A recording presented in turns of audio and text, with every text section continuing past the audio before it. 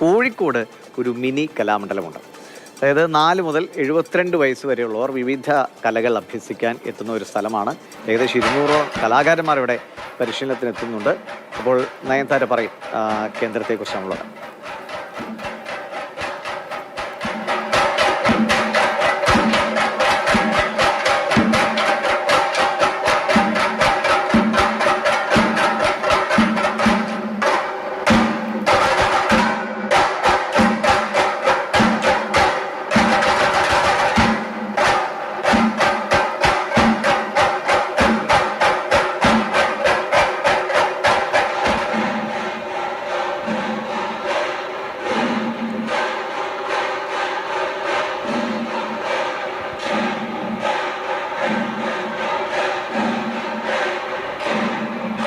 ശരി, ഞാൻ നയൻതാര പറയുമെന്ന് പറഞ്ഞപ്പോഴേക്കും നയൻതാര അവിടെ നിന്ന് കോഴിക്കോട് നിന്ന് പറയാൻ തുടങ്ങി. അപ്പോൾ ഞങ്ങൾ ഈ വിഷ്വൽ കാണിച്ചിട്ട് നയൻതാരയിലേക്ക് വരാം. നയൻതാര ഇപ്പോഴാണ് ഞാൻ ചോദിക്കുന്നത് കേട്ടോ.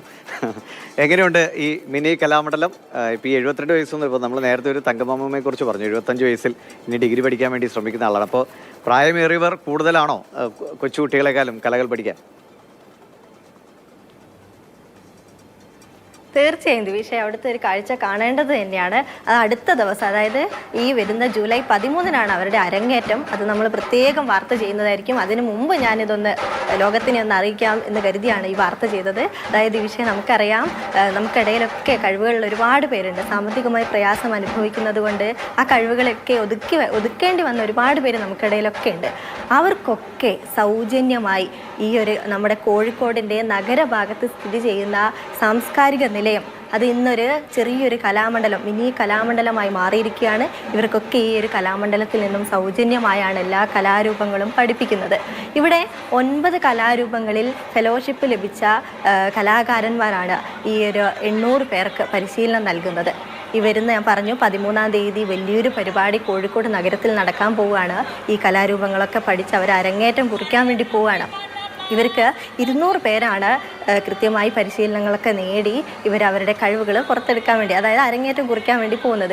ഇവിടെ 4 വയസ്സിനും 72 വയസ്സിനും ഇടയിലുള്ള ആളുകളാണുള്ളത്. കൂടുതൽ പേരും, അത് ഒരുപാട് പേര് പ്രായമായവരുണ്ട്. അതായത് വീടുകളിലൊക്കെ കുട്ടികളൊക്കെ വീട്ടിൽ നിന്നും സ്കൂളിലും അതുപോലെ ഭർത്താവ് ജോലിക്കും പോയതിനു ശേഷം വീടുകളിലിരിക്കുന്ന അമ്മമാരുൾപ്പെടെ ഇവിടെ നൃത്തം പഠിക്കാൻ വരുന്നു, ചെണ്ട പഠിക്കാൻ വരുന്നു, കളിമണ്ണ് കൊണ്ടുള്ള രൂപങ്ങളൊക്കെ ഉണ്ടാക്കാനൊക്കെ പഠിപ്പിക്കുന്നുണ്ട്. അതിനൊക്കെ വരുന്നുണ്ട്. ഇവിടെ ഇതൊക്കെ സൗജന്യമാണ് എന്നതാണ് ഏറ്റവും വലിയ പ്രത്യേകത. 2022-ലാണ് കോഴിക്കോട് കോർപ്പറേഷൻ നഗരാസൂത്രണ സമിതി അംഗമായ കൃഷ്ണകുമാരി ഈ ഒരു പദ്ധതിക്ക് തുടക്കം കുറിച്ചത്. അവർക്ക് തീർച്ചയായും വലിയൊരു കൈയടി കൊടുക്കണം. കാരണം 800 പേരെയൊക്കെ ഇങ്ങനെ സൗജന്യമായി കലാരൂപങ്ങളൊക്കെ പഠിപ്പിക്കുക എന്ന് പറയുന്നത് വലിയൊരു കാര്യം തന്നെയാണ്. സാംസ്കാരിക വകുപ്പിൻ്റെ കീഴിലാണ് ഈ ഒരു പ്രവർത്തനങ്ങളെല്ലാം നടക്കുന്നത്. കലാകാരന്മാർക്കുൾപ്പെടെ അവർക്ക് നൽകുന്ന ശമ്പളം ഉൾപ്പെടെയൊക്കെ സാംസ്കാരിക വകുപ്പാണ് വഹിക്കുന്നത്.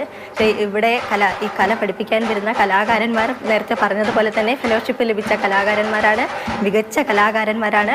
ഇവരുടെ പരിശീലനമാണ് ഇവിടെ വീടുകളിൽ നിന്നും, അതുപോലെ വീടുകളിൽ വെറുതെ വീട്ടമ്മമാരും അതുപോലെ കുഞ്ഞുങ്ങളൊക്കെ വരുന്നുണ്ട്, അവർക്കൊക്കെ സൗജന്യമായി പഠിപ്പിക്കുന്നത്. ഇവർക്ക് വലിയൊരു കൈയടി കൊടുക്കണം. ഇത്തരം പദ്ധതികളൊക്കെ എല്ലാ നഗരസഭകളിലും എല്ലാം ഇനി വളരട്ടെ എന്ന് ആശംസിക്കുക കൂടിയാണ് ചെയ്യുന്നത്. ശരിയാണ്. അപ്പോൾ അവരുടെ അരങ്ങേറ്റമൊക്കെ അതിഗംഭീരമാകട്ടെ. നമുക്കതും ഒരുപക്ഷെ തത്സമയത്തിൽ ഇതേപോലെ വിശേഷങ്ങൾ പറയുന്ന പോലെ അവതരിപ്പിക്കാം. എന്തായാലും പ്രേക്ഷകരോട് കൂടിയാണ്. നമുക്ക് എന്തെങ്കിലും ഒരു കല, പാട്ടോ ഡാൻസോ, എന്തെങ്കിലും കലാ ഇനങ്ങളിലൊന്നോ അല്ലെങ്കിൽ കായിക ഇനങ്ങളിൽ എന്തെങ്കിലുമൊക്കെ നമുക്കൊരു താല്പര്യമുണ്ടെങ്കിൽ അതിൽ ഇങ്ങനെ ആ താല്പര്യം നിലനിർത്താൻ വേണ്ടി എന്തെങ്കിലുമൊക്കെ ചെയ്യുന്നത് ഒരുപാട് നല്ലതാണ്.